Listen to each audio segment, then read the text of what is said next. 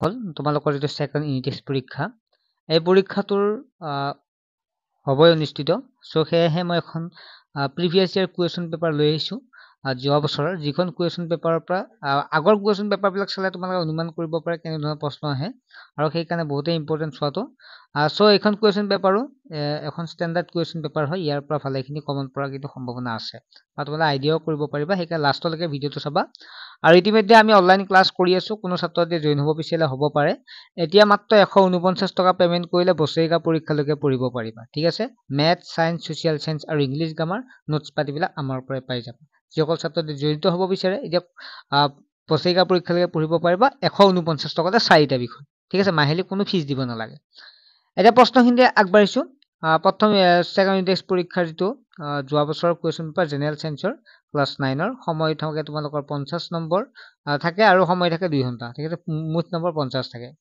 শুদ্ধ উত্তৰটো বাছি উলিওৱা 1 পূৰণ 20 জানাই তোমালোকে ভালেখিনি তোমালোকে এমসিকিউ আহে গতে এমসিকিউ খিনি গুৰুত্ব দিবই লাগিব এমোনিয়াত নাইট্ৰজেন আৰু হাইড্ৰজেন ভৰৰ অনুপাত সদায় কি হ'ব বিটো হ'ব শুদ্ধ উত্তৰ 14:3 এবিলাক মই তোমালোক পঢ়াই দিছো এ টু জেড পঢ়াই দিছো আৰু বাকিও আছে কিন্তু মই পঢ়াই দিম আজি লাইভ ক্লাছ আছে আজিও তোমালোকক তেনেকুৱা বুজাই দিম ঠিক আছে 1 নেনোমিটাৰ মানে কিমান হ'ব সো এমোনিয়াম মানে কি হৈছে এমোনিয়ামৰ যেটো এমোনিয়াম মানে NH3 হয় নহয় গতে NH3 গতিকে নাইট্ৰজেনৰ 14 আৰু হাইড্ৰজেন 3টাত এটাত 1 কে 3টাত 3 হ'ব গতে এনে ভৰৰ কিমান হ'ব 14:3 গতে এইগিলা কনসেপ্ট ল'ব লাগিব এলা মুখস্থ কৰা কথা নহয় এলা আমাৰ ক্লাছত জয়েন হলে আটাইখিনি পঢ়াই দিম 1 নেনোমিটাৰ মানে কিমান 10⁻⁹ মিটাৰ মৌলবোৰৰ বাবে এক অতি সুনিৰ্দিষ্ট অৰ্থবৈচিত্ৰ্য ব্যৱহাৰ কৰা প্ৰথমজন বিজ্ঞানী হৈছিল ডেল্টন যেটো 3 নম্বৰ চেপ্টাৰত আছে এক পাৰমাণবিক ভৰৰ একক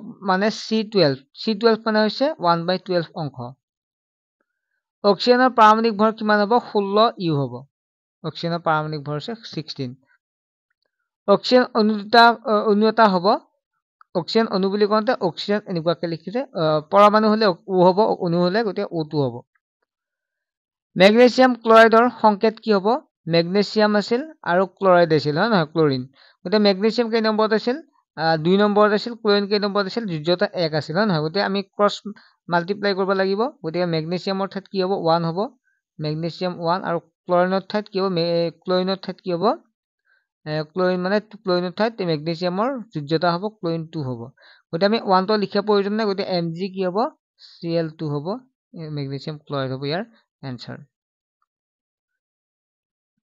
বুজি পালা গতে মেগনেছিয়াম ক্লোৰাইড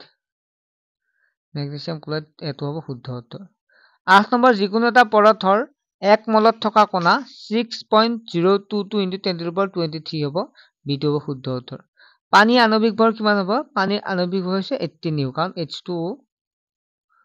H2O দুটা হাইড্ৰজেনৰ কিমান হ'ব 2 হ'ব আৰু অক্সিজেনৰ 16 হ'ব 16 * 18 হ'ব 9 নম্বৰ এটো হ'ব শুদ্ধ উত্তৰ H2 সালফাৰ যোজ্যতা কিমান সালফাৰ আছে 2 নম্বৰত কেনেকৈ যোজ্যতা মুখস্থ নহলেও কেনেকৈ কৰিব লাগে ইতিমধ্যে আমি পঢ়াইছো ক্ৰমবিকাশ ধাৰণাৰ বিষয়ে প্ৰথমে অৱতৰণ কৰা ব্যক্তিজন কোন আছিল চাৰ্লছ ডাৰউইন 12 নম্বৰ প্ৰশ্নটো আছে শ্ৰেণী বিভাজনৰ শুদ্ধতম এককটো হৈছে জাতি বৰ্গ শ্ৰেণী প্ৰজাতি ইয়াৰে প্ৰজাতি হ'ব ঠিক আছে আৰু ডাঙৰটো হৈছে ৰাজ্য 13 নম্বৰ প্ৰশ্নটো হৈছে ব্যাকটেৰিয়া কোন ৰাজ্যৰ অন্তৰ্গত মনে ৰাজ্যৰ অন্তৰ্গত ঠিক আছে নেক্সট হল ভেকুৰ হল ই মিত্ৰজীৱী হয় ঠিক আছে মিত্ৰজীৱী হৈছে ভেকুৰবিলাক মিত্ৰজীৱী যিবিলাক পচা গেলা পচাত এইবিলাক গঢ়ি উঠে নে বেংছতা এইবিলাক ইয়াৰ উদাহৰণ বেংছতা কাঠফুলা যি আছে এইবিলাক হেলাই হৈছে সমাংগদেহী উদ্ভিদ যাৰ কি বোলে উপাংশবিলাক ভাগ কৰিব নোৱাৰি এটো 7 নম্বৰ চেপ্টাৰত আছে তোমালোকে পঢ়িছে নগ্নবীজী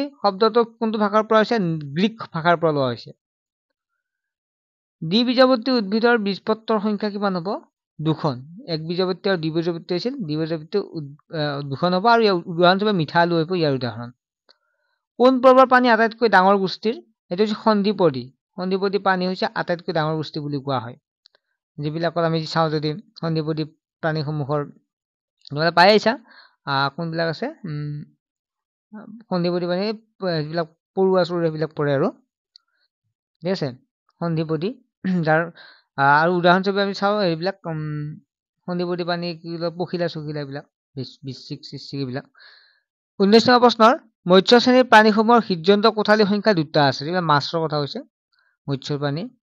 মানুহৰ কোন শ্ৰেণীৰ অন্তৰ্গত শ্ৰেণী প্ৰাণী? স্তনপায়ী। মানুহ হওক বা গৰু, ছাগলী, মেকুৰী এইবিলাক হৈছে স্তনপায়ীৰ উদাহৰণ। নেক্সট হ'ল 21 নম্বৰ প্ৰশ্নটো। 21 নম্বৰ ৰাসায়নিক সংযোগৰ বিধি দুটা লিখা। তোমালোকে ইতিমধ্যে পাইছে স্থিৰ অনুপাত বিধি, বা আমি তাৰপিছত যাওঁ ভৰ নিত্যতা বিধি। ডেল্টনৰ পৰমাণুত কাৰ্যকাৰিতা লিখা ধুনীয়াকৈ আছে। আয়ন কি, আয়ন কেই প্ৰকাৰ, কি কি এইবিলাক ধুনীয়াকৈ লিখাই আছে, তোমালোকে চাবা। সংকেত গোট ভৰ কি, ছডিয়াম ক্লৰাইডৰ গোট ভৰ গণনা কৰা। বাকীখিনি তোমালোকে চেষ্টা কৰিবা। মই জাষ্ট দিছোঁ ৰাসায়নিক সংকেত কি, মেগনেছিয়াম সংকেত লিখা, মেগনেছিয়াম ক্লৰাইড, কেলছিয়াম অক্সাইড এইবিলাক পঢ়িছে। মেগনেছিয়াম এইমাত্ৰ পাইছে, MgCl2 হ'ব, হয় নহয়? কিন্তু এলুমিনিয়াম ক্লৰাইড, কেলছিয়াম অক্সাইড এইবিলাক পাৰিবাই তোমালোকে।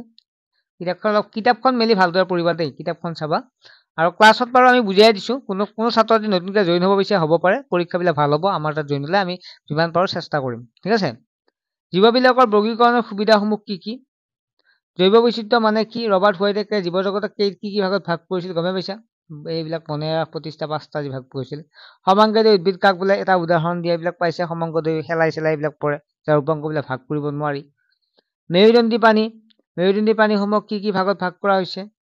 জীৱ বৈজ্ঞানিক নামকৰণ পদ্ধতিটোৰ কোনে প্ৰথমে ব্যৱহাৰ কৰিছিল? বৈজ্ঞানিক নাম লিখোঁতে কি নিয়ম মানি চলিব লাগে?